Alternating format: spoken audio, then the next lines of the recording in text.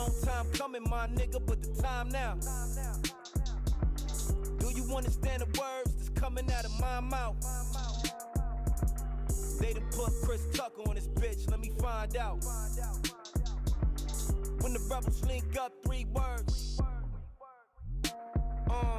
The type of nigga that ain't really with the games. As a young rebel wanting money and the fame, now I realize all that shit don't really mean a thing. It's 2017, you still get whips and chains. Only difference is they come with rims and diamonds that plain. But third, do your thing, I ain't trying to intervene. Lead that to them niggas shooting hair on. What I'm saying is, y'all don't get the message. Young and I'm restless, so anything less than my vision not impressed with. Keep my circle small and symmetric. Not an in-crowd type of nigga, that's some Ron Artest shit. Verse Detroit when he tested. Ben Wallace, I've been a pride, niggas knowing I'm blessed with. The gift, fuck a minimum wage salary. Life is your reality, the hood is a mentality. Young youth, need a reality check. Money bulging out their pockets till they mind is in debt. Cause beef what they said, they quick to put dough on your chest. So wear bulletproof, still them niggas trying to invest. That's business, one-on-one. It's something that you need to know.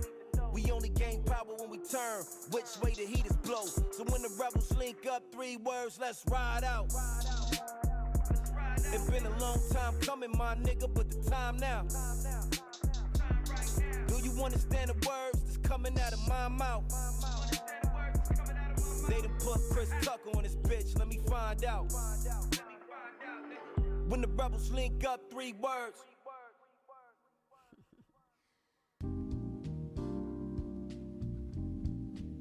You're now tuned in to the sounds of Phase and the Third Eye Rap Musical Orchestra. Know what time it is, my nigga?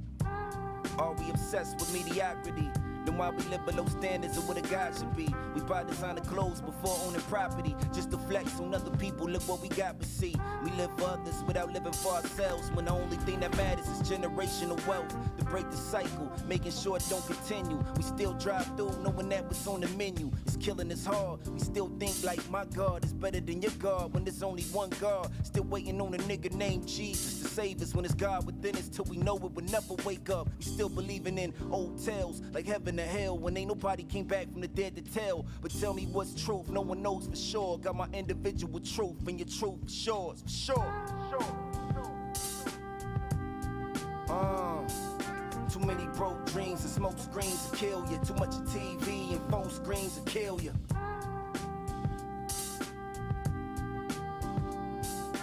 Too much Hennessy and social feeds will kill you. Too much of anything and everything can kill you.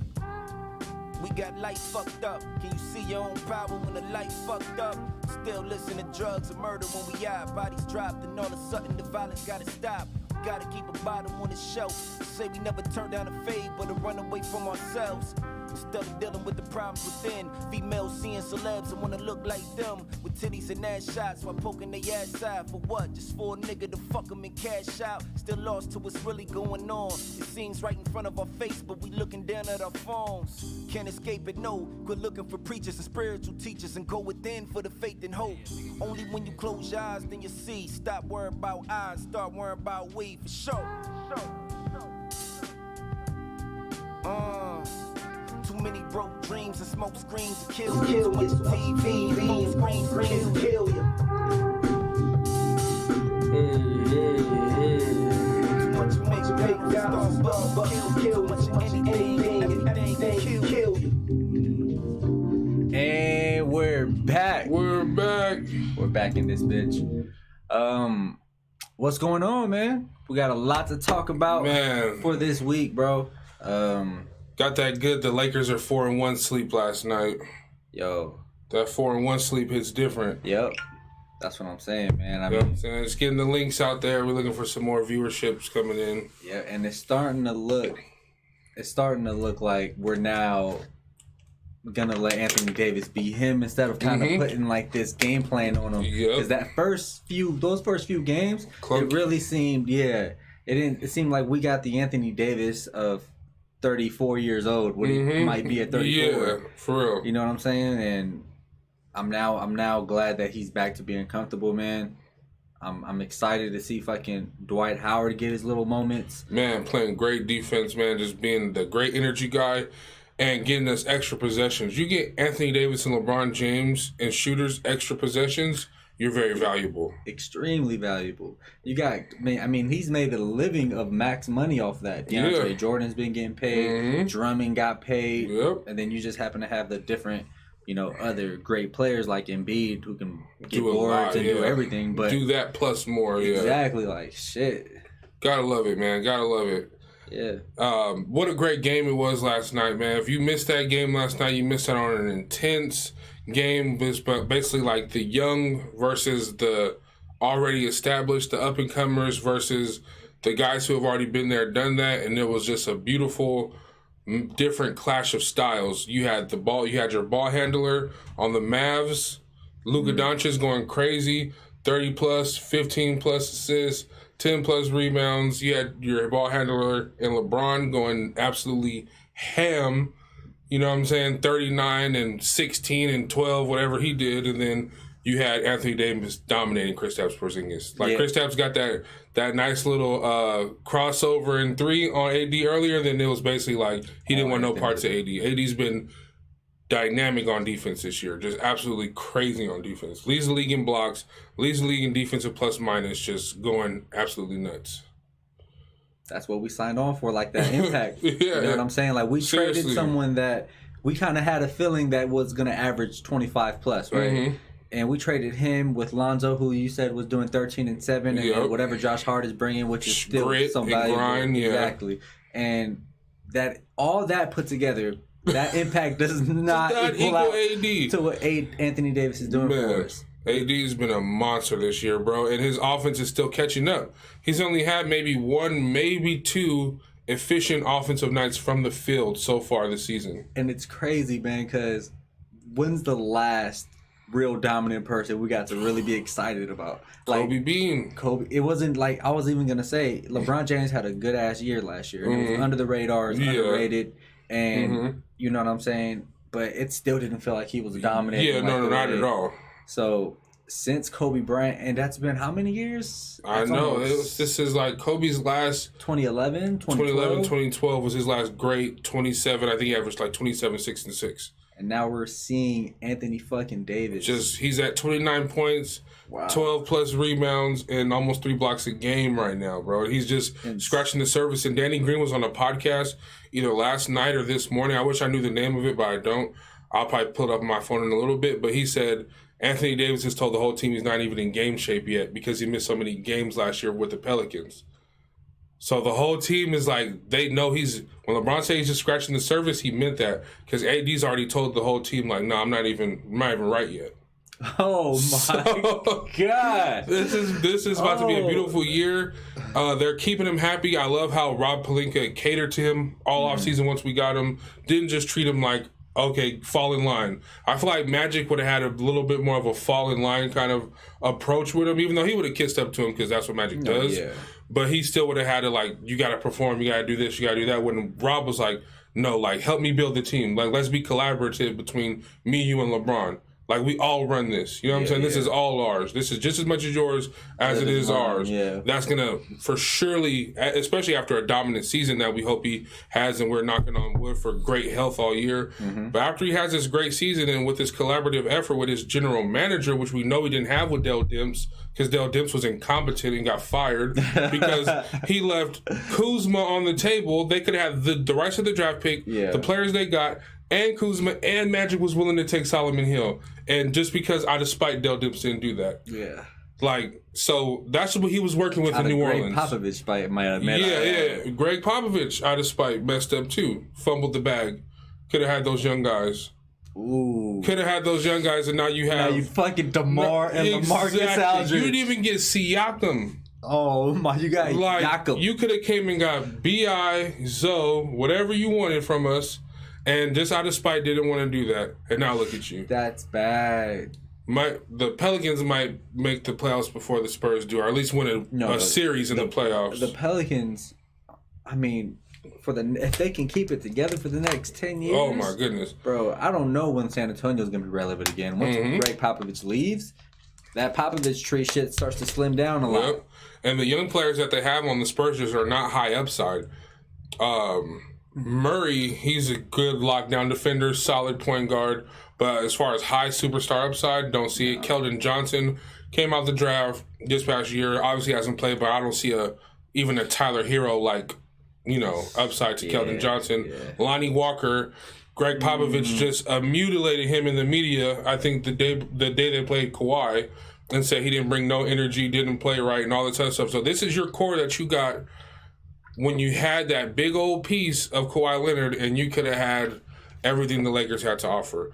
And back to my point with AD, as far as hopefully us keeping him for the long haul, which I think we will, like I said, have the dominant season, collab with LeBron and Rob.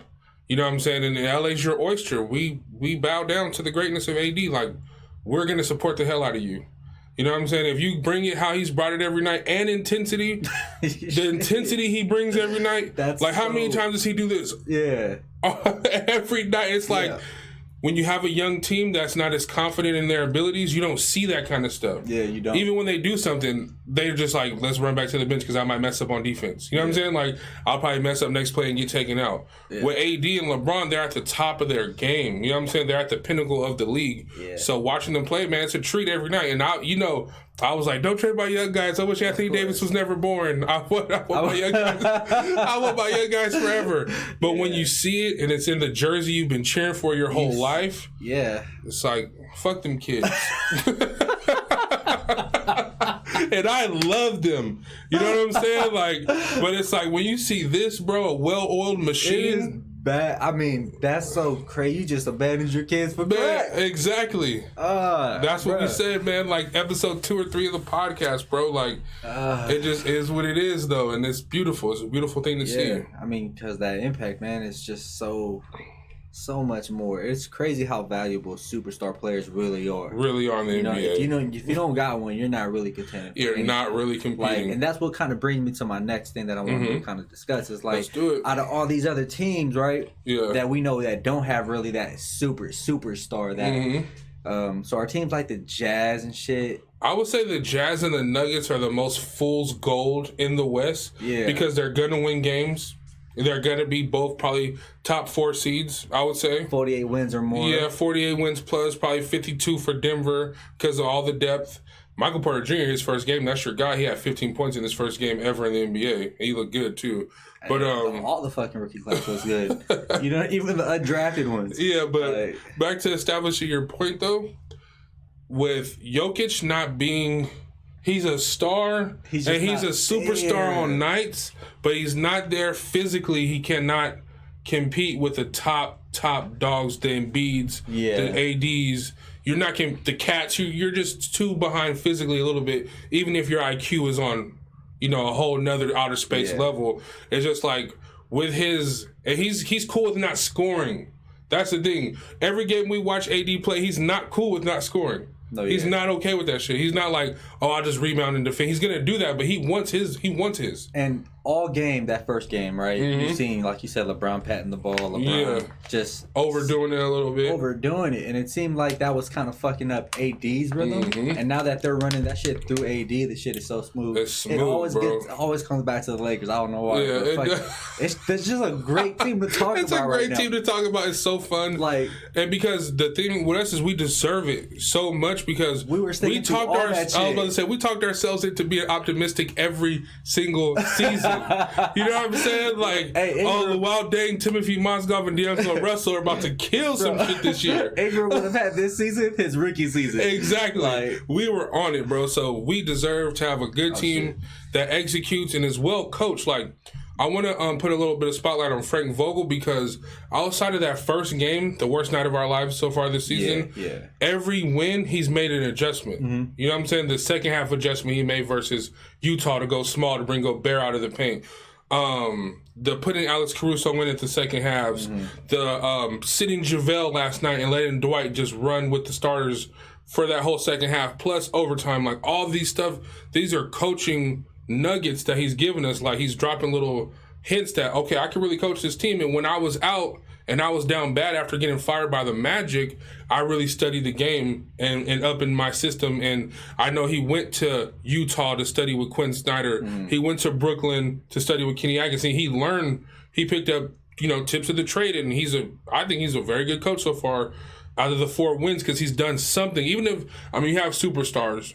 but you still have to put them in position to be superstars. And he's done that so far this season. So I want to give Frank Vogel and the whole staff a lot of credit. And for that last play, every single player at postgame gave him the credit for drawing up that last play. So, I mean, let's go Vogel. Not the last play of the game, but the last play of regulation. The regulation, that 3-point shot. So let's get it. I'm hype. Yeah. I can't contain myself. But, I mean, damn, this shit went from talking about the Nuggets to the Jazz. I know. We're going to keep reverting back to the Lakers. Keep this shit as a Laker podcast. Yeah, man, but as far as the Jazz and the Nuggets and certain teams are concerned, when it comes down to it, you don't have that guy, and you have to play us for a 7-game series, and we have 2 of those guys. AD is 3rd in player impact plus minus, and LeBron is 7th, bro. Like, that's... So, like, even if it wasn't us... Exactly. Like, you got the Clippers. They got Clippers. 2 guys. And Paul George isn't even back yet. I think it's safe to assume now... I know what you're about to say. Since the Blazers did what they did... Dame and CJ. They're a factor. You have to play them. Guys. And they're going to strike. And then, as we're seeing... I think Luka and KP... They're tough. They're going to be a tough out for anybody. And so when you're talking about the Jazz, and we talk about the Nuggets, and you say Jamal Murray, you say... Nikola Jokic. Yeah, and then you say for the Jazz... It's like Donovan Mitchell plus a lot of good depth. It's like Donovan Mitchell, let's say he's like an A- as far as the superstar rating going, then a whole bunch of Bs. It's like an A-, a B+, and Rudy Gobert, and then the rest Bs. Because I think Conley's kind of... taking a step back from what he was in his really good Memphis days. I think he's taking a little bit of a step back, especially on the defensive end. And he was always that borderline. Yeah, like that B. Yeah. You know what I'm saying? Like an all-star is like a B+, and a B is like a under an all-star. Okay, so yeah. An A- is becoming a star. I feel it. An A is a star, and an A+ superstar.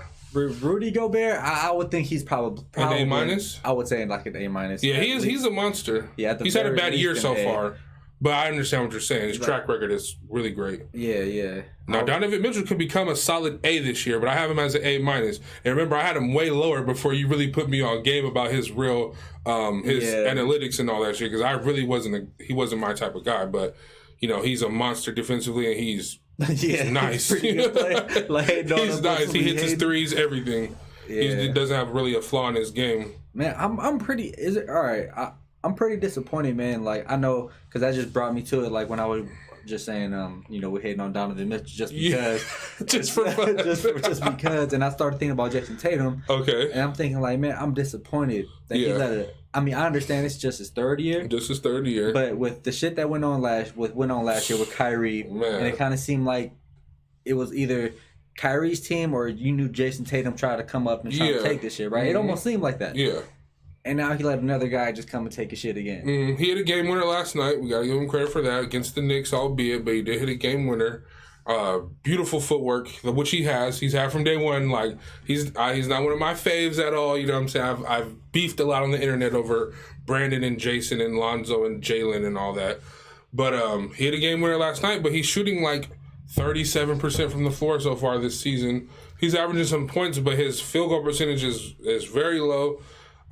His 3-point percentage is good. He's a good 3-point shooter, but his tenacity and his willingness to just take over without really an ability to dribble and get to his spot. He doesn't have that, like Brandon has that handle. You know what I'm saying? He can handle the ball. Like Tatum doesn't have that. Tatum has moves. He has a big bag of tricks. But when those shots aren't falling, you got to be able to get to the rim. And you got to be able to have that Kemba Walker, give me the ball, I'm going to the rim. You know what I'm saying? Like, he doesn't have that. Yeah, ever since I started thinking about, just, and it's only happened this week, where I got to see Anthony Davis have that impact. And I started thinking, like, fuck. Like, I'm looking at Tatum's game, and then I started looking at all these other people's games, and I'm like, fuck, Tatum, the Celtics are not a good team if Tatum isn't giving them those meaningful fucking numbers, basically, or those minutes. Yep. You give Tatum of last year to this team. Yeah. Oh wow, they might be in the same position, even with a fucking healthy Kemba Walker. Yeah, for real. And you've already paid Jaylen Brown. You're about to pay him a max. You're about to pay Tatum a max next season. And no matter if he can average 14 points again this year, they're gonna give him a max next offseason. Like, there's no way they're not going to. They value him too much. He's on their season tickets. Like, he's on their billboards. Yeah. Like, he's their guy they're building around. What's crazy, it made it seem like Jaylen Brown is actually that guy, too. He's done my goodness. Nothing. Anything. Nothing in the league so far. And yes, we will bash the Celtics every chance we get. It's just... Because it's amazing how much attention Tatum gets, and then I still don't see nothing about Ingram when he's hooping. Exactly. And then when Zion comes back, oh yeah, that all Ingram's success will be about Zion. Will be because Zion came back. Like, he's not killing it right now. Yeah. Shouts out to Bi, man. 27, 8, almost 5 assists, 1.5 blocks a game so far this year. He's had a good year, man. They got their first win. So how are you feeling about the up-and-coming teams that were supposed to take huge leaps this season? The Kings, horrible.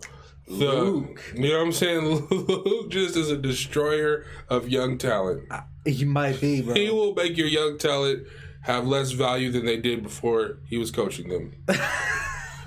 Like, seriously. It's so bad. But also, Vlade and Luke, that's a terrible pairing. As far as Vlade just giving Dwayne Dedmon, Trevor Ariza, and Carl Joseph or Chris Joseph about damn near $40 million in guarantees he gave to those 3 players. Then you just signed Buddy. Harrison Barnes, like damn near maxed him out. I don't know if they did max him out. And then you just signed Buddy, who is 27 years old. That's a lot of money for guys who are not gonna get you to where you need to get. Like, they're just not. Yeah. You have to hope Marvin Bagley comes back healthy and balls out. He seems to have a lot of injuries so far in his first 2 years. Like, he gets on a roll, he gets injured. He gets on a run, he gets injured. De'Aaron Fox has taken a little bit of a step back this year, but they just got a good win last night, I think, versus the Jazz. I think De'Aaron Fox came through in the clutch for them last night. But yeah, the Kings just barely got their first win in 2 weeks of the NBA season. And last year they were the Cinderella, they were the talk of the town. Every good team said that they got played the hardest by the Kings. Yeah, and every time, and it was crazy because including myself, a lot of Laker fans were saying, like, "Fuck, man, we passed on De'Aaron Fox. I know. If we had De'Aaron Fox, this team would be this because De'Aaron Fox is doing what Lonzo should be doing, and now he can hit threes, and now this and that. Like, he's athletic. Now you see what's happening with." Yep. When once Luke actually got him, he wasn't going to do shit with him anyway. Oh, man. If this team doesn't make the playoffs, if this team doesn't go 500. Yeah, they should fire Luke the first year. Yeah? Yeah. Did he take, like, Brian Shaw and all them over there, too? He took some of his Arizona buddies, but I don't think he took Brian Shaw. Brian Shaw works for NBA TV right now. But he took some of those terrible coaches with him, Jesse Mermis, and all those guys who shouldn't be on benches at all because they were just Luke's friends from college. It's just bad. That's why they wanted to pick Luke's coaching staff for him this season if he was going to stay. Yeah. But I'm glad they parted ways. Yeah, man, me too. Ultimately, that shit was... For real. I try to be optimistic. I try to, Yeah, stick in there with him, you know what I'm saying? But... He's Luke Walton, but no, he's done. He's messing up the Kings, man. How about those fucking Warriors with Steph out now? Oof. What do? You fucking... Man, I hate to see it, bro. You hate to see a team that was just the most well-oiled machine in the NBA had seemingly everything that you need with Steph, Clay, Draymond, and they just had KD. Now they don't have anything but Draymond. And Draymond's hurt now. Or D'Lo. Well, yeah, D'Lo, but I'm saying from their core. Oh, yeah, from that core. You know what I'm saying? You're right. But also, what you know is you play 5 straight seasons going to the finals. That's like an extra 100, 115 games almost. Yeah. So that's going to wear you down. You know what I'm saying? And for Steph, man, it just sucks because it seemed like he was going to have this James Harden type. Let's really see what Steph can do. This super duper efficient. We were going to see Superman, Super Saiyan. Super Steph, like. Oh, shit. Really getting it cracking, like. With all his efficiency, because he is like one of the most efficient players of all time in NBA history because of what the 3-ball does for him. You know what I'm saying? Like, so I'm thinking it's really about to be popping for Steph, and we're about to see these highlights every night like we used to. Like, remember when he like bent Chris Paul over really bad? Remember before like KD and all that, when it was kind of his show more, and he was just doing people dirty so bad, he would always do Chris Paul very filthy. Yeah.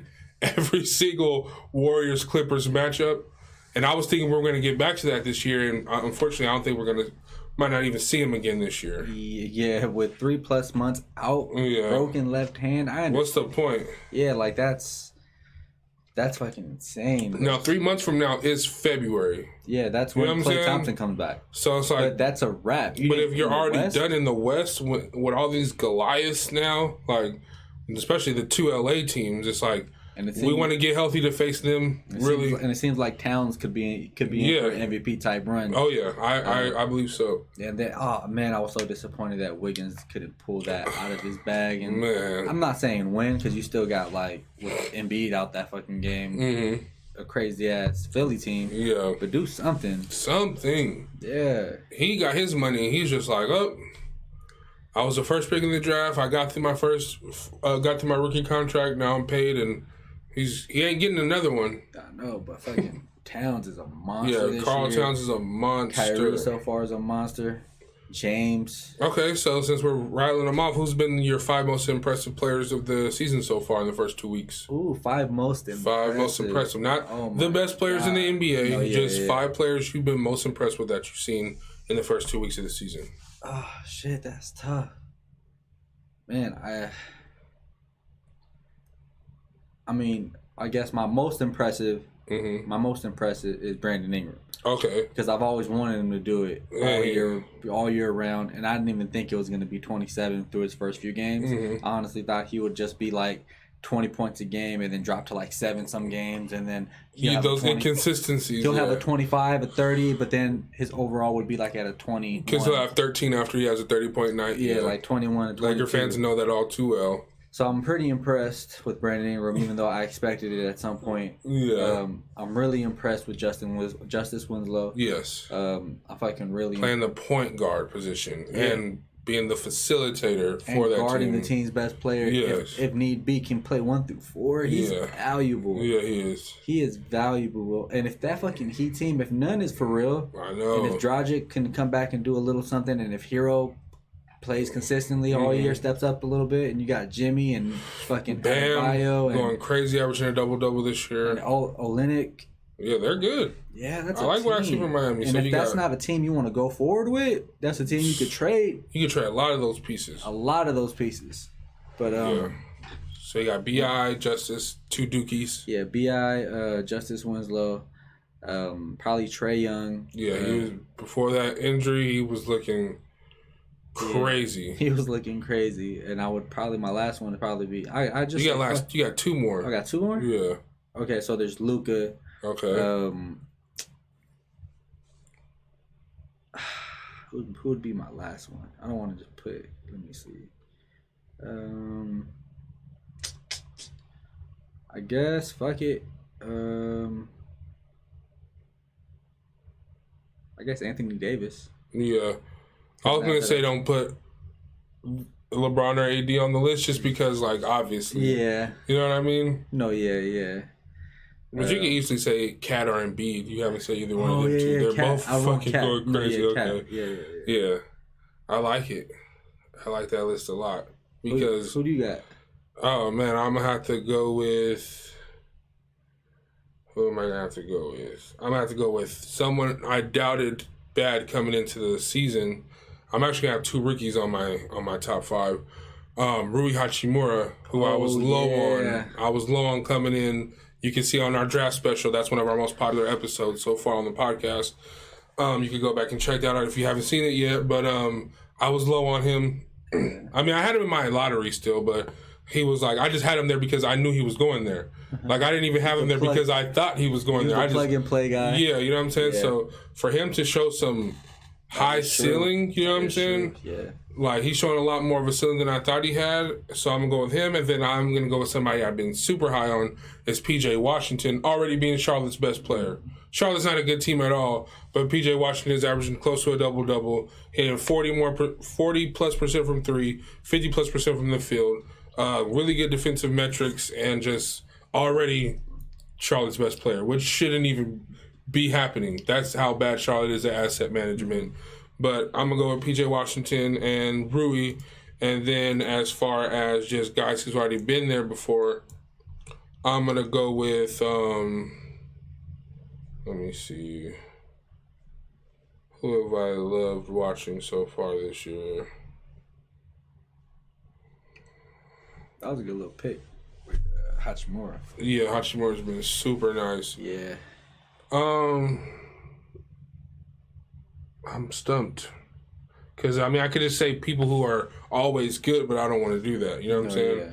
Yeah. I want to shine some light on some guys who have came out of left field a little bit. But, shit. Yeah, I'm going to give Embiid some love, though. I'm going to give Joel Embiid some love because of how good he's been on both ends. He's been super nice this year. Cat, even though you already said Cat. Sabonis. Oh, yeah. Sabonis, he had like 18 and 17 last night. Yeah, Sabonis. Something nice, yeah. Now he's like for the season. And Brogdon's been really good. Brogdon's been super nice for the Pacers so far this year. Yeah, there's been some good guys out there. Who? Thanks for helping me. Malcolm Brogdon. Oh, yeah. Brogdon. Yeah, from Milwaukee, went to Indiana. Fucking Jeremy Lamb's been low-key doing something, too. Yeah. Lakers looking good, most definitely. Draymond Leo looking really good. I forgot about the chat, bro. Lakers looking good. Yes, they are, man. We fucking just had a good little 15 minutes of talking about shit. We were supposed to talk about other teams, and we just ended up going back to the Lakers anyway. But to put the spotlight on anybody, it's for Anthony Davis. Yeah. Like, Anthony Davis, to me, has been the best player in the NBA so far this year because he's not even there offensively, but he added another 2 steals and 2 blocks last night. Just adding just defensive playmaking. It's just been crazy to see, man. And it's been so fun to watch. And like Danny Green said on that podcast, not even scratching the surface yet. Yeah, that's great. That's going to be fun to see all year.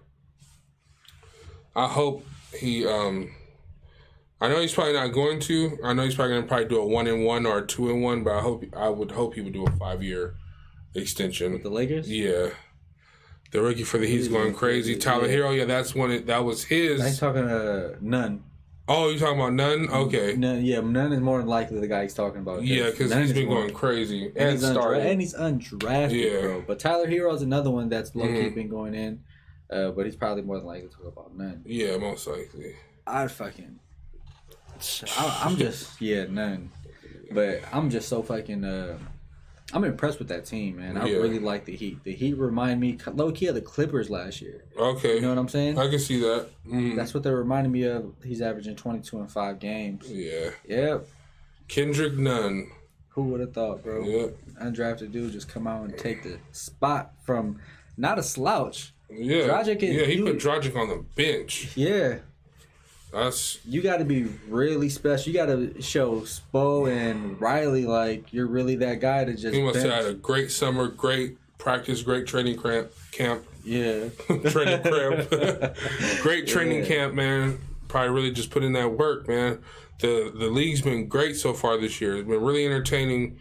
Every time you turn on the game, it's some good stuff. Like I can't wait to see fucking Paul George come. Yeah, that's what I'm ready for. So I want to see how that changes the dynamic of the Clippers and shot distribution of the Clippers. Right now, there's two superstars making it look super easy. That's Davis and that's Kawhi Leonard. Oh yeah, like when Kawhi Leonard is fucking playing 31 minutes, 30 minutes a game, it's just going ham, and it's fucking going. He's crazy. Happy. He's comfortable. He loves playing for Doc Rivers. You can tell. He loves being back home, you can tell. It's just like he laughs sometimes in pregame warm-ups and shoot-arounds and stuff. Do you think that fucks up chemistry, like with when they do that, what's that called?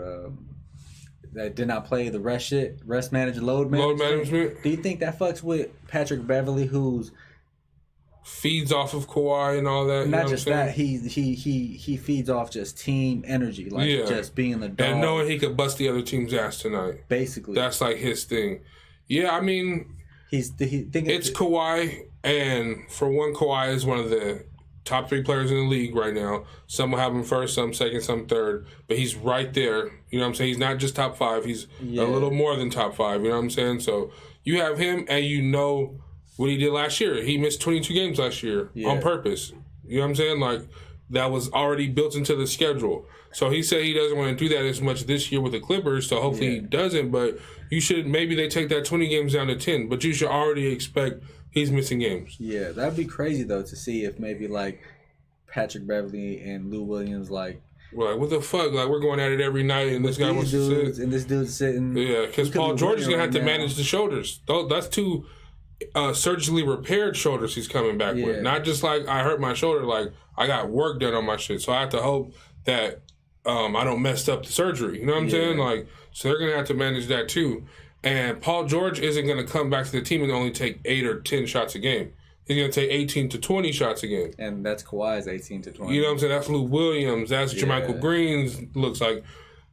It's so crazy how everybody assumes, I guess just because of how great of players they are, especially going two ways, that you drop Kawhi and Paul George onto that Clipper team that already made something of themselves, and it's not going to ruin any of their chemistry. But when you dropped Kyrie Irving onto the Boston Celtics that had just had a good playoff run, it ruined their whole chemistry. Nobody even talks about how that could possibly happen, especially when Paul George comes back. Mm-hmm. If you drop Paul George in, and Paul George from the beginning of the season last year, when he put his MVP candidacy together, he was at like 52% from the field and like 43% from three, and then he dropped all the way to like 38% from the field and like 27% from three, like the last month of the season plus the playoffs last year. So what are you really getting when he comes back after those surgeries? Are you getting the MVP candidate? Or are you going to get the guy who can go ice cold and get sunned by Joe Ingles in the playoff series?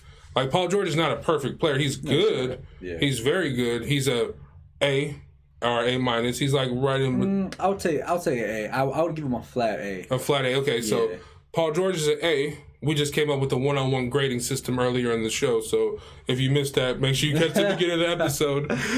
So Paul George is an A, right? But if he's coming back and he's not himself, you know what I'm saying? He ruins their chemistry, and you can't give away games in the West knowing that Kawhi's probably going to miss 9 more games this year of scheduled rest. Mm-hmm. You know what I'm saying? So I don't know why nobody thinks their chemistry. What possibly Paul George might want to miss. And so nobody thinks their chemistry is going to be terrible. I think, of course, because Doc Rivers is a great coach and they have a good culture going on over there, it'll be okay. But I mean, Kyrie got dropped into a team that went to the Eastern Conference Finals and everything blew up. And then you're dropping Paul George onto a team that's building all their chemistry, feeling good with Kawhi. Lou Williams is getting every look he wants. It's really just a 2-year experiment too. And they're not locked in. You know what I'm saying? They only got him for 2 other years. But Draymond Leo said, "How do the Lakers and Clippers match up in a 7-game series?" And he's like, "Hawks are making the playoffs this year." I agree with the Hawks making the playoffs because Trae Young is ridiculous. Yep. And they have good pieces. I don't even because Werder's hurt. Collins is Collins to me. Like, Collins is like Aaron Gordon. Yeah. You know, you Aaron Gordon with a 2010 year. Why are you just why are you just that kind of guy? Yeah. What's Collins' grade on the scale? Flat B? B minus? I would probably say like a B minus. Yeah. But I do think the Hawks make the playoffs because I think Trae Young's right there with where Donovan Mitchell's at, like on that A minus could just be a flat A by the end of the year. Yeah. And if you had to pick a winner of that trade real quick, the Hawks and the Mavs, who won? Did the so the Mavs already used the Luka pick that they got from trading. I mean, the Hawks already used the pick they got from the Mavs. That's why they had the 2 first rounders, right? And then so they ended up with DeAndre Hunter and Cam Reddish. Yeah. Through doing that trade. It was DeAndre Hunter. It ended up being DeAndre Hunter. But no, they got DeAndre Hunter from us. Remember, their picks were 8 and 10. So I think their pick is next year? Maybe. So the jury may still be out on who they pick with that selection. But so far, I mean, you look at Luka Doncic in the West going crazy, triple-doubles, rebound, assists. Against LeBron. I guess the headlines are in his favor. Yeah. But it's only because Trae Young isn't able to play. Mm-hmm. And because Trae Young's, like, going to be one of the top 5 point guards in the league sooner than later. Yep. So, I mean, it's a win. Some trades can be win-wins.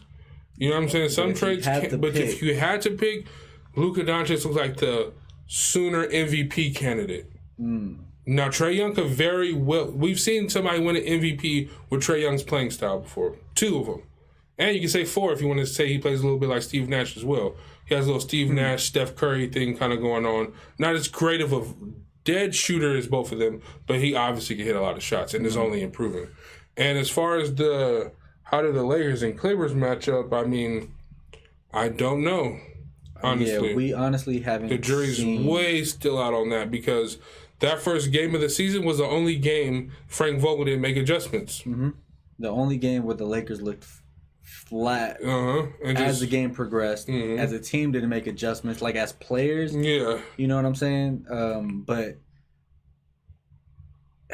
and we haven't even seen what Kuz is capable of. Exactly. Casey, I really doubt KCP is going to do this all year. Yeah, he's not going to be that terrible all year. No, and then we still don't even know what Rondo's looking like. Mm-hmm. So that's tough. Because we could have a super second unit just like they have a super second unit. Possibly. Once you get Rondo back and Kuz in a rhythm as a six-man type. Kuz and Casey in a rhythm. You know, Kuz, KCP, you still got Alex Caruso, you still have Troy Daniels, who had a terrible game last night, but obviously can hit shots. Like, we could have a crazy second unit as well. Mm-hmm. You know what I'm saying? Like, so no, we can't really know what they're going to look like because we don't know what the teams look like. Now, check back on Christmas when both teams should be fully healthy. That's the game that matters. That's the game that matters, and that's the game that's going to tell you who's better. Clippers hopefully or Lakers. By that time, the shooting that they paid for, that would all pay, that they all worked on with Luther Shooter, will all pay off by then.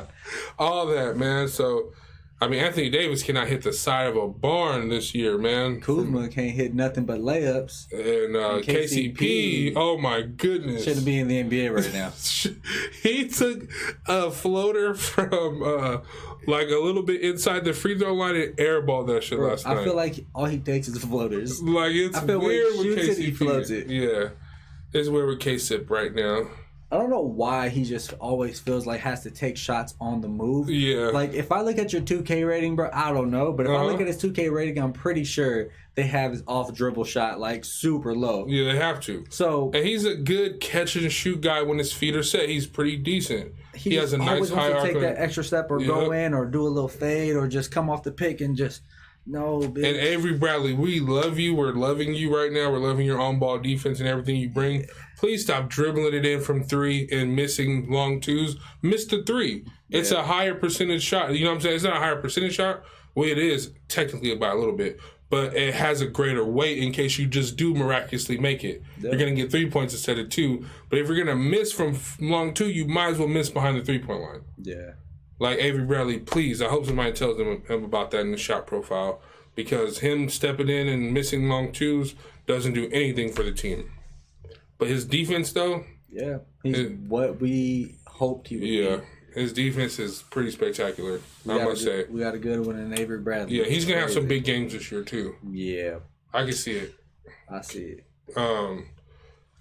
So Kuzma came back. You touched on him a little bit. Hold on. That sounds crazy. Pause that. I ain't touched nobody, bro. I've been sitting here the whole time. You talked about him a little bit. You brought him up in your last points you were making. How do you feel he looked? That sounds crazy too now. Everything sounds off. He said, we just saw him. Kuz, man, we didn't mean it like that. He said we touched on him a little bit. That's hilarious. Bradley seems inconsistent. Yeah, I mean, he's still getting his legs under him, too. He had a change. He lost 40 pounds in the offseason or something like that, so he changed his whole conditioning and all this kind of stuff. So he'll find some consistency, but he is consistent on defense, and that's really all that matters. Yeah. I mean, how did Kuz move on the court last night as he was playing the game of basketball? Looked like regular Kuz. Okay. I liked it, too. I like seeing him out there, too. Yeah, so it looked like it was just normal, as usual, and it just happened to be like not one of his better games. Yeah, can't expect that though. But it also, I expected with the way he was talking, him getting a bit better on defense. I was hoping that would be the case. It didn't seem like it. Nah, they were seeking him out yesterday when he was on the court. Yeah, and he just seemed a little bit not physically ready. Yeah, you know what I'm saying. So that sucked. Right now, are you taking Luka or Young? Oh yeah, for me it's Luka. Yeah, it's Luka for sure. But with no disrespect to Trae Young. You know what I'm saying? Like, with all regards to Trae Young in every positive way you can imagine, because he has super game. And anytime a young player goes to their team and immediately becomes and earns the franchise player status, like Luka, like Trae, as Laker fans, we know that doesn't just happen like that. You know what I'm saying? It's not that easy. So anytime I see a young guy come in and immediately establish himself as the franchise player with no ifs, ands, or buts about it, you got to give credit to both guys. But Luka just looks like he's just next level. Yeah, and if I'm taking, like, say, my team, like, because if we're given the option here, Luka or Young, of course, the 6'9" small forward, Luka is more completed teams. Yeah. But Trae's not that far off. He's not that far off.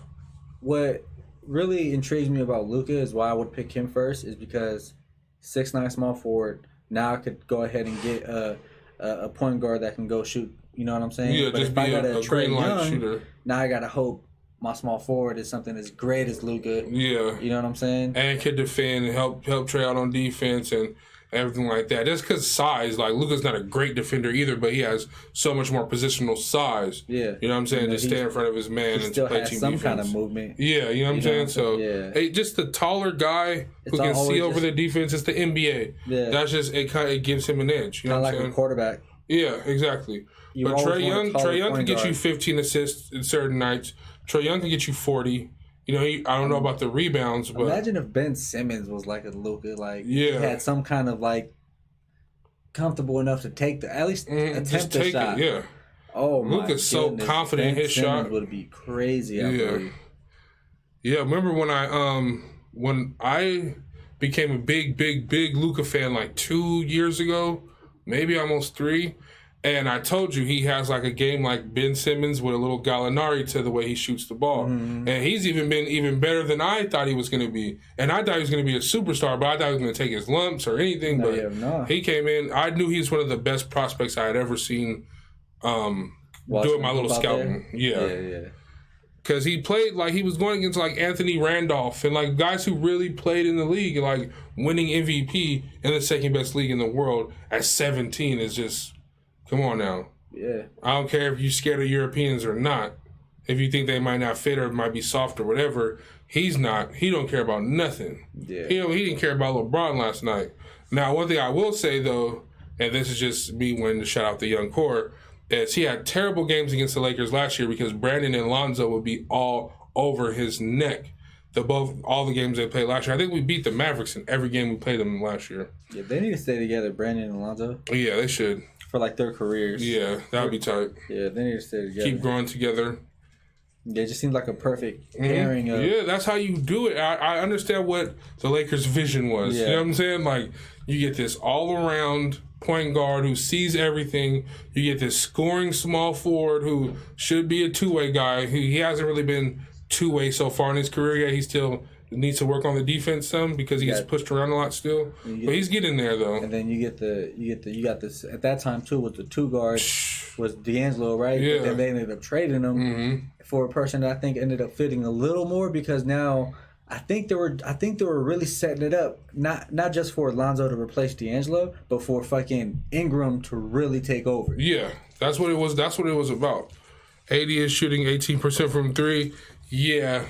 He is. I didn't even know that. Yeah, all our team is shooting pretty bad, except for like Danny Green, maybe Avery Bradley. Yeah, our whole team is not. They're gonna get it together. Yeah, but yeah, man.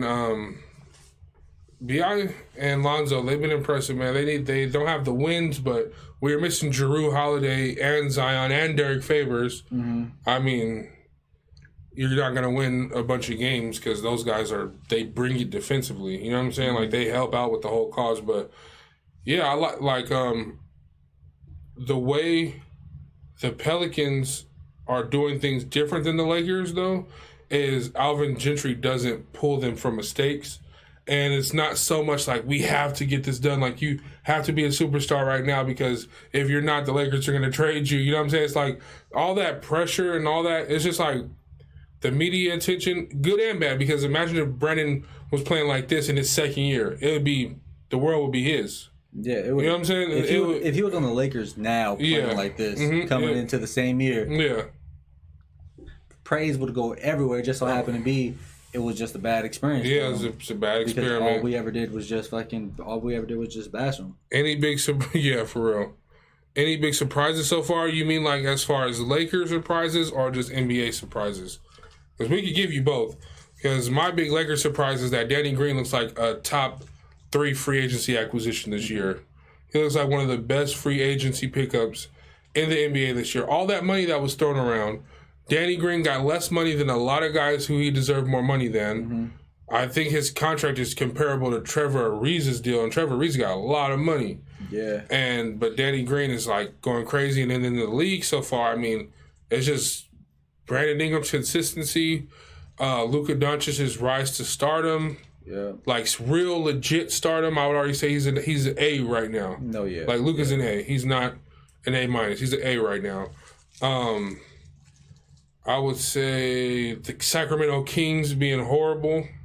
Yeah, Sacramento Kings being bad is having no fight and getting blown out in every single loss they've had. You know what I'm saying? That's been pretty terrible. Sabonis. Yeah, Sabonis balling, looking much better than Miles Turner, and now Miles Turner is hurt. I wonder if that's going to give my guy Goga Batadze some run now with their with the Pacers. So I'm looking forward to checking in on that. It's Rui Hachimura. Oh yeah, Rui going crazy. The Heat as a team for me is a big surprise. Pretty big surprise. I mean, they got some rookies stepping up. They got a whole bunch of pretty good players on the team. Bro, when we were doing top 5, who's impressed you the most this year? Tristan Thompson and Kevin Love have been putting up crazy numbers. Have you peeped that? No. Tristan's at like 22-12 on the year so far. No, he's not. Yes, he is. And Kevin Love's at like 20-something and like 15-14. Like, they're going ham, bro. Like, they're going ham. Especially Tristan Thompson, though. Like, that's crazy. You never seen that. It's because Walton is the coach. Yeah, Walton's Garbo. I might just have to, pull off some fantasy trades. Yeah, Tristan has been amazing this year. And so is Kevin Love. Those are big surprises. Right. Kevin Love, not much of a surprise because if he has his feet under him, he's cool. But Tristan, what's he at? For the year, 17 and 6, 16.8. 17 points and 16.8 rebounds? Mm-hmm. Yeah, he's been pulling in a lot of boards, Kevin Love. That's crazy. And look at Tristan, though. Let me see. But, RJ Barrett having a really, really good year out there in New York. 17.6 and 11. Yep. 1.8 blocks. Dang. Been balling. That's basically 18, 11, and 2. That's fucking crazy. It is, huh? Hell yeah. I got to trade for him. But I liked that old-ass coach they got from Michigan. I knew he was going to put in a good system because he ran one of the most pro-style systems in college. I'm surprised the Wolves are winning games. I mean, Covington, a full year there, being the 4 next to Cat, who's heard all the chirps and he's this, he's that. He's a star, but he's never going to be a superstar. I mean, establishing that culture with them two, because Covington and Cat, that's a really good pairing in your front court because of what they can do. They can both hit the 3 at a high clip. They both can defend when they want to, especially Covington, one of the better defenders in the NBA. And they're both, Covington brings that nastiness and that tenacity, you know what I'm saying, that you just wouldn't expect from the Timberwolves. You know what I'm saying? He has that dog in him a little bit, even though I hate when people say that dog in him. What does that even mean? Dogs are nice sometimes, so I don't get that. You're so ugly. I don't get that at all. So, but yeah, that dog in him, Robert Covington has. So, getting them a whole year together, it's gonna be good. When you think of a dog, what do you think? I think of nice dogs. Your first impression. You picture a dog. Okay. What does it look like? It better not be no fucking poodle. Like, with slobber running up to me.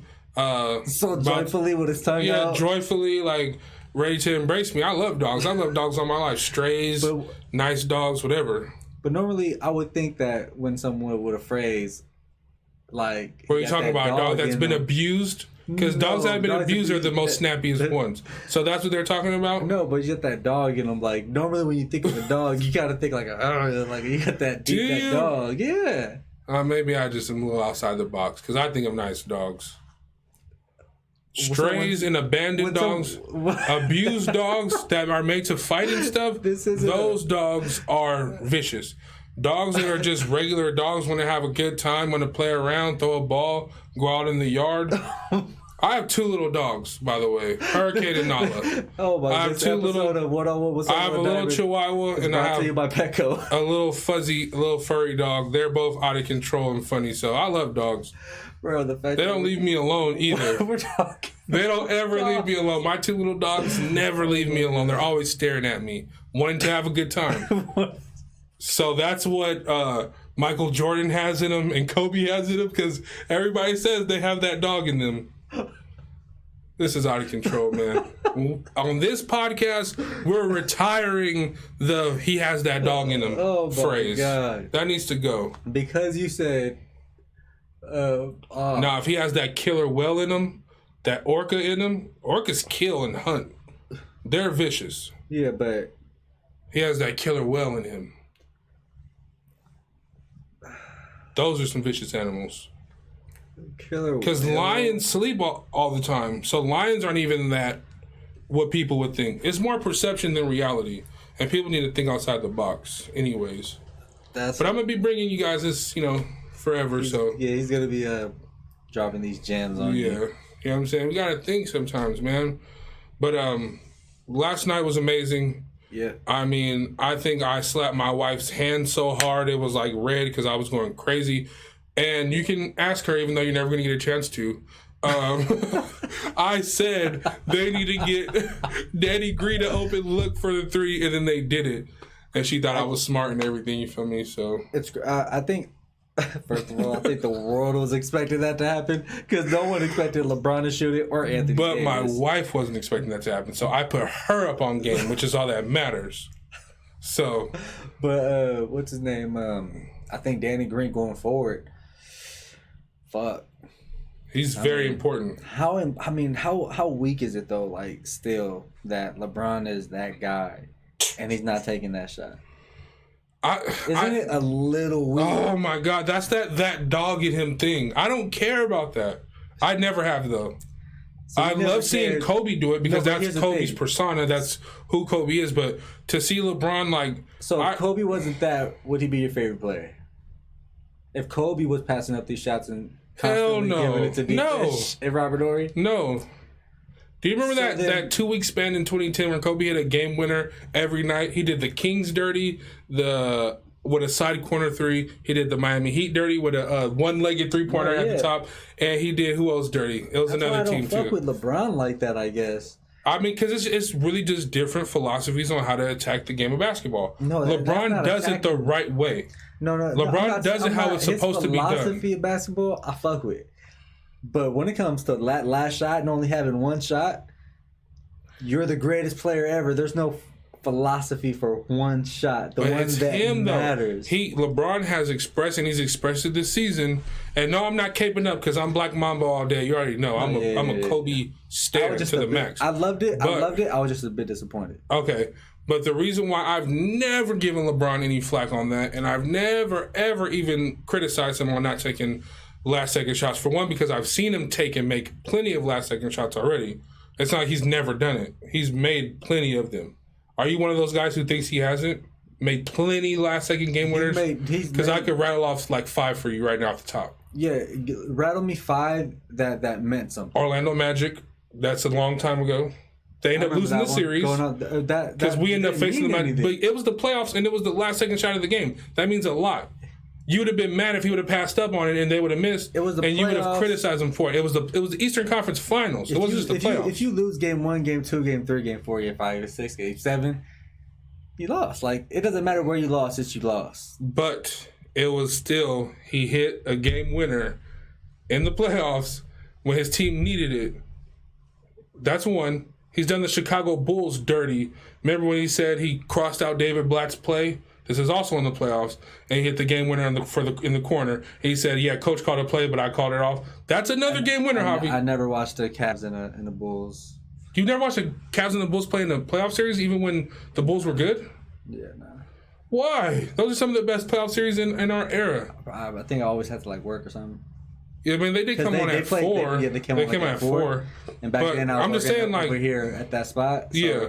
But I'm just saying, even you never watched the highlights of the games? I mean, I watched the highlights, but it's not like watching the game. Okay, yeah. Well, anyway, I probably just seen the highlights of that play, too. I just remember that play very vividly. And then his game winner versus the Raptors, year before he came to us. Mm-hmm. Game winner versus the Pacers, year before he came to us.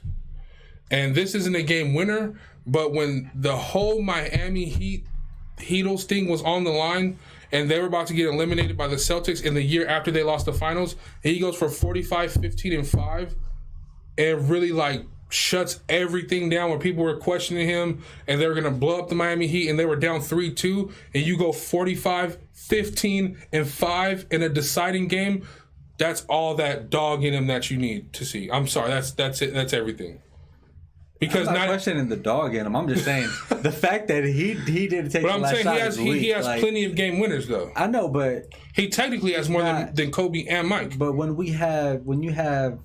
It's perception, bro. You come into a spot, you come into the Lakers organization. Okay. With a guy that's been doing that for the last 20 years. That's tough. You know what I'm saying? It's tough because now what we're getting is a superstar that isn't like Kawhi Leonard that's across the hall. Mm-hmm. That isn't like Paul George that's across the hall because those guys take the shots.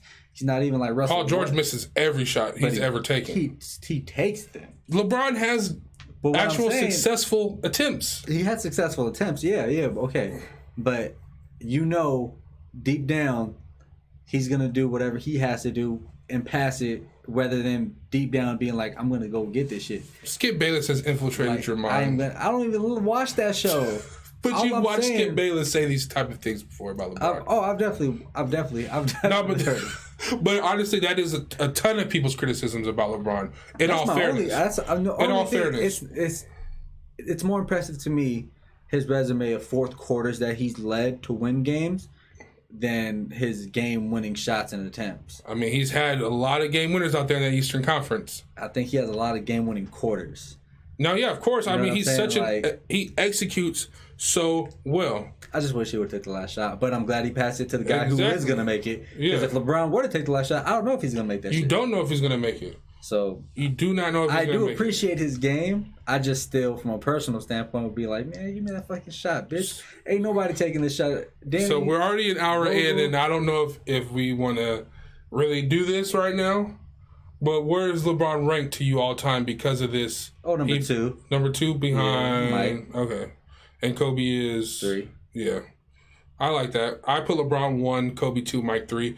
Just because, I know Mike has the PER and he had longer arms and bigger hands than Kobe, and he's the bald Jesus and black Jesus and all that. Yeah. But I seen these two pupils, seen Kobe go ham for 20 years.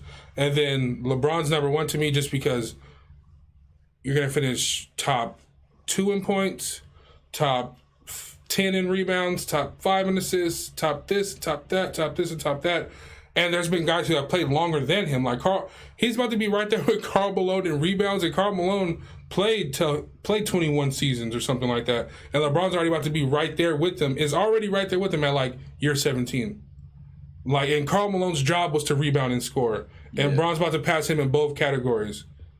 Plus being top 10 and top 5 in assists when it's all like it's insane. It's very, very insane. Well, yeah, he's now the thing that he's a monster. Numbers wise, he's LeBron's going to be the best, but it's things that make him not hands down the GOAT is like what you're talking about. Killer instinct. Do you take it at the end? You know what I'm saying? Like, did you have to go to Miami and learn how to win, or did you do it on your own and all this other stuff? Like, I don't know. I think people try to associate softness sometimes with LeBron. I'm not saying you're doing that at all, but I think people's knock on him is they associate mental toughness and the softness in his heart for why he's not the GOAT because anything else he is like it's his shit. Yeah, just wish you would think that I just don't see it. I mean, no, I do see it. I do see it. It's just the shot part. I just still can't get used to that. Like, I feel you. It's still not something that, I mean. And what's crazy though, bro, is Kobe and Mike both had beautiful, pure jumpers the way it looked coming out their hands and everything. And LeBron's a far better 3-point shooter than both of them. No, yeah. Yeah, they're both. I mean, Kobe was never good. Never really Mike good. neither. Like, you know what I'm saying? I don't know. Probably not. Yeah. Yeah, Mike neither. Both in the like low 30s for their better years in their careers. And LeBron's had some. Well, it was a different NBA too. It's definitely a different NBA. You know, but then again, those guys thrive off the long range too. Mm-hmm. You know what I'm saying? So that's what they made their money at. Yeah. But yeah, man, the GOAT debate is always interesting. Is there anybody in the NBA right now not named LeBron that you can see entering that conversation one day in the next few years? Ooh. Really entering that conversation. In the NBA right now. That plays basketball in the league today. That's tough because... And not some baby who has 10 years to go. I'm talking about, is there anybody on the cusp? James Harden, Kawhi, AD. You know what I'm saying? Somebody who's already... Nobody you think is going to enter that. Is he a top 3 player of all time? Top 3 player of all time? Because that's the GOAT discussion to me. You know what I'm saying? James is late. Like, James is yeah. He's late and no playoff success. You have to start having playoff success by now, damn near 30, yeah. You got to start. Like, that's tough. I don't think Kyrie can do it. I don't think... Visuals. Who's that? I don't know. What up, Visuals? It was you. It's good, bro.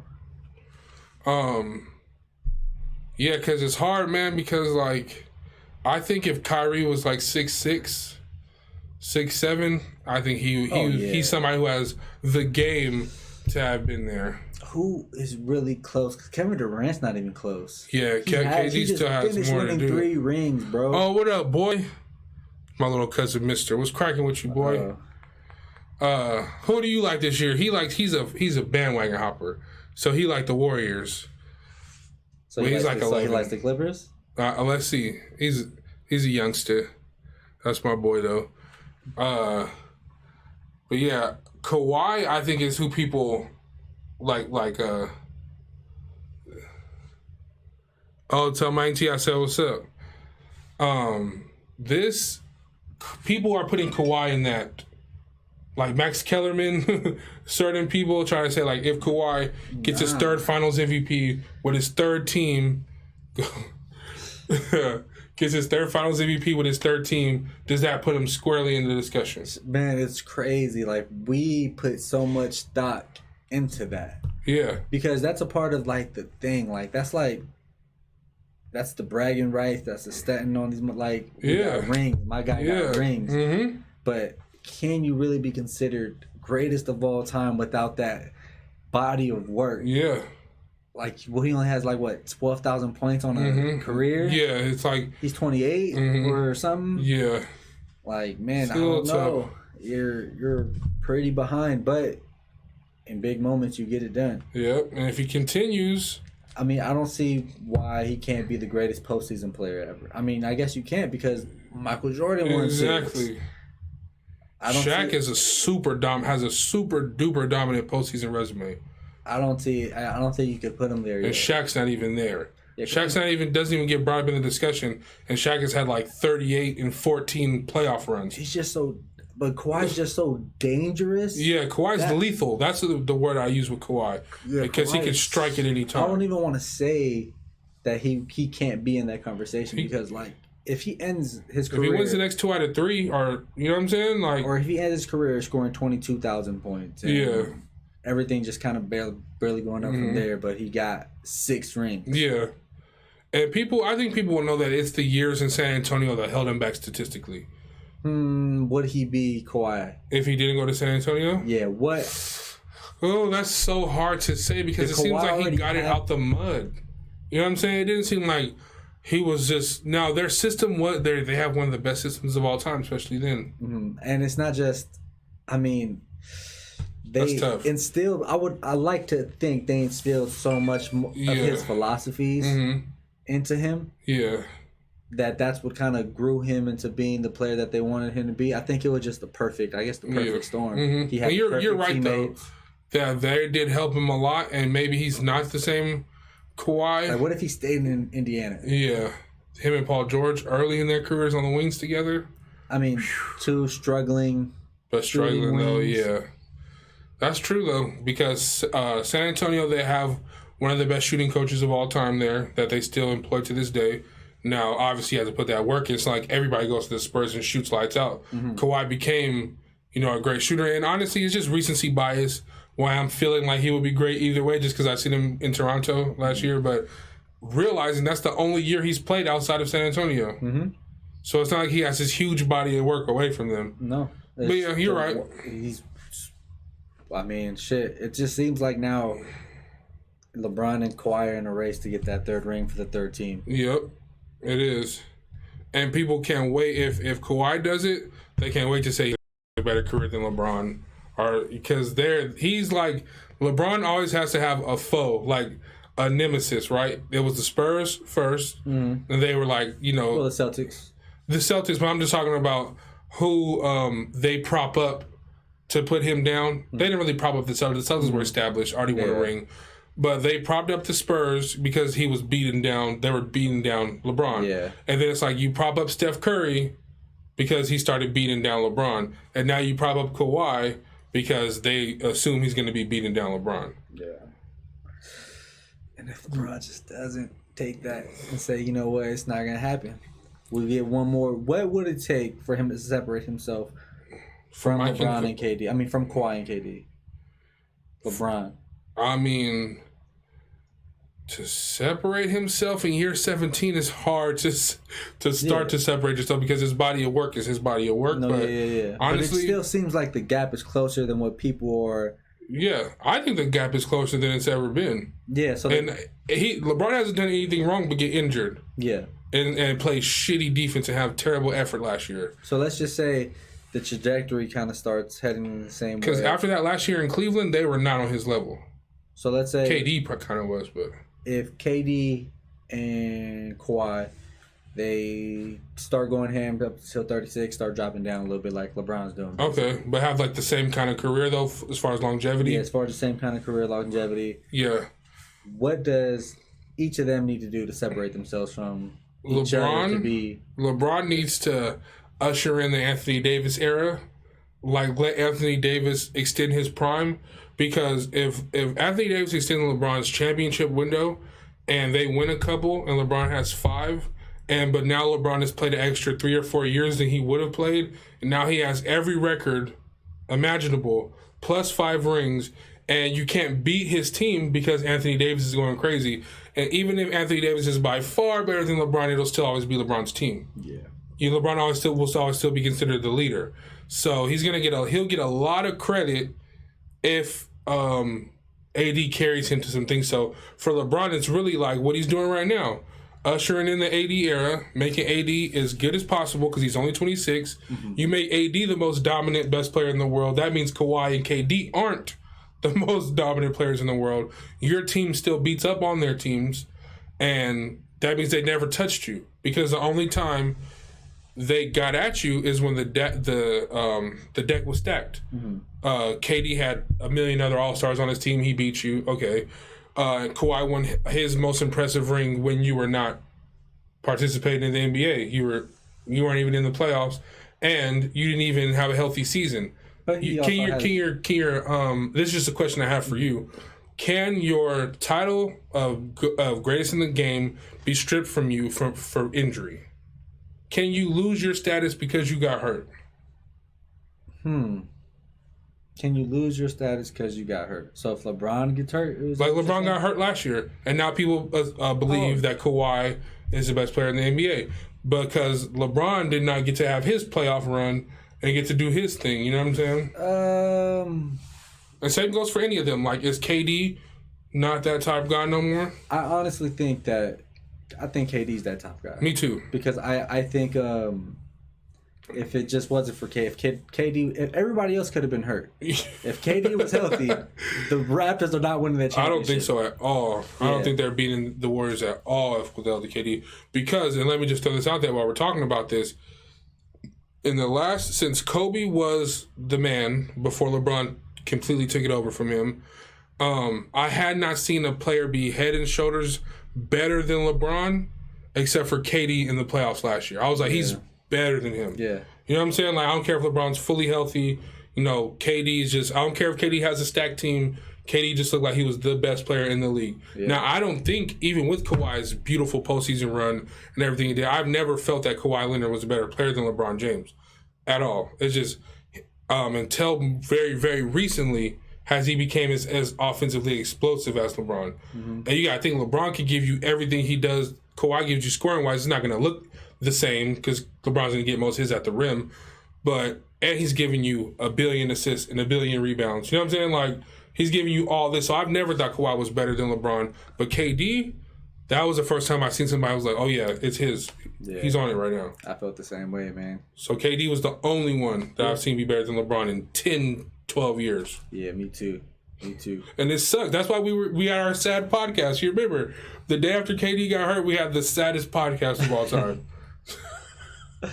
That shit was crazy. We were robbed. Yes. Of the clash of Kawhi or if it would have been Giannis at that time. Yeah. Like, damn, that shit sucked. Yep. Because Giannis, I don't even think is on the level anymore. Giannis has to show me something in the playoffs. No, yeah. Before I even he's like at number 5 in my top 5. Even if he even is in my top 5. I only really put him there because I know Giannis can get better and he was just an MVP. Yeah. Like, you know what I'm saying? So. Yep. But. Yeah, man, this has been fun. Yeah, that shit was solid, man. This has been a lot of information in here. Jam-packed full of information, people. Hell yeah. So, what are you looking forward to for the next week? Oh, man, I'm looking for the Lakers to rattle off some more wins, bro. We got San Antonio tomorrow, Chicago on Tuesday, and Miami on Friday. All dubs. Like, I hope they continue to rattle off some wins. Trae Young could possibly be coming back at the end of next week, so I'm looking to see if he comes back that fast. I'm looking to see if Cat, after he has these 2 games suspended, he's suspended for today and Monday, and then he comes back. Same with Embiid. They both play on Saturday and Monday. So I'm looking to see, man, just if people keep running. I'm looking to see where Luka goes after he just had his career night last night. Even in a loss, he's still the dazzling star of the game because he's 20. You know what I'm saying? Like, he's that young. So I'm looking for and obviously B.I. Yeah, that's what I was gonna say. Like, for me, it's the Pelicans. Probably Justice Winslow. Mm-hmm. He's really intriguing me. Hachi Morris stay high. But yeah, got a lot of motherfucking basketball. Yeah, man, this is fun. This is a fun season. Any NBA fan should be tuned in this season and should definitely be tuned into our podcast every Saturday as we recap the NBA week for you in very, very intense detail. You know what I'm saying? You might find out about dogs. You might find out about dogs. Oh, man. You might find out if we're touching on coos. But yeah, man, this has been it. We thank anybody who viewed us on any of the streaming sites, who chatted in the chat with us. We're back. We're officially back. It's our second episode back after a long hiatus, and we will be consistent from here on out. This has been the one-on-one podcast with Solo and Diamond, a.k.a. Dolo and Simon, and we'll see y'all.